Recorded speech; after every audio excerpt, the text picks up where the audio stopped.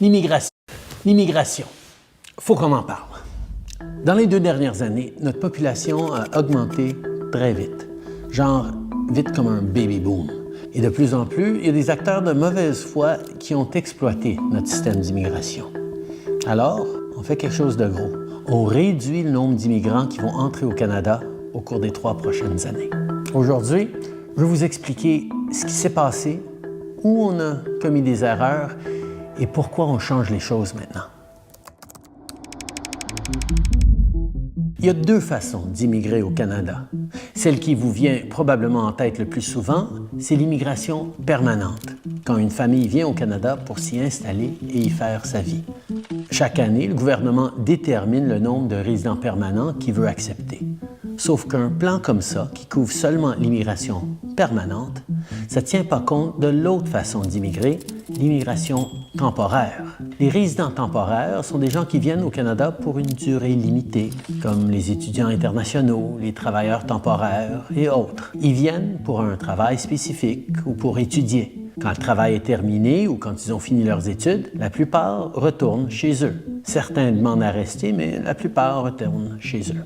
Les résidents temporaires sont également différents des demandeurs d'asile. Nous évaluons leurs demandes et les acceptons s'il s'agit de véritables réfugiés, mais nous les renvoyons dans leur pays s'ils ne le sont pas. Et nous avons créé de l'espace pour les réfugiés dans notre plan d'immigration.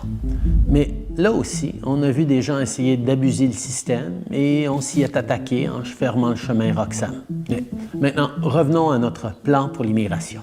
À travers l'histoire, on laissait les besoins de l'économie déterminer le nombre de résidents temporaires qu'on acceptait à chaque année. Ça représente une petite partie de notre population, alors habituellement, on n'en tient pas compte dans notre plan d'immigration annuel à long terme. Mais après la pandémie, notre économie a rebondi très rapidement, alors on a eu besoin de beaucoup de travailleurs très vite.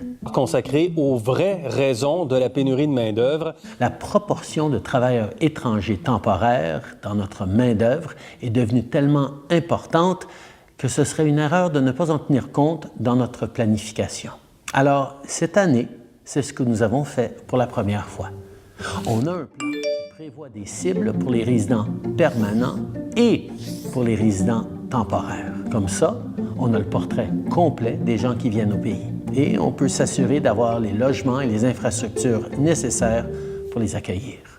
Quand on fixe nos cibles, on regarde chaque province et territoire, on demande au premier ministre « C'est quoi vos besoins en matière de main-d'œuvre? Est-ce que votre population augmente ou vieillit? » On reçoit des appels d'entreprises, de PDG, d'experts de l'économie qui nous donnent leur point de vue sur où on devrait mettre nos cibles. We've had a chronic shortage of labor for the last decade. It is the #1 issue of all manufacturers across Canada. So we think there needs to be more, push the pedal to the floor to bring more people into Canada because. On a fait une entente avec Ottawa sur le programme des travailleurs étrangers temporaires parce qu'on a facilité l'accès aux travailleurs étrangers temporaires dans le secteur manufacturier. Chaque secteur veut des choses différentes. Mais après la pandémie, ils avaient tous le même message. Après 2 ans avec les frontières fermées, il nous faut plus de travailleurs vite. Alors, on a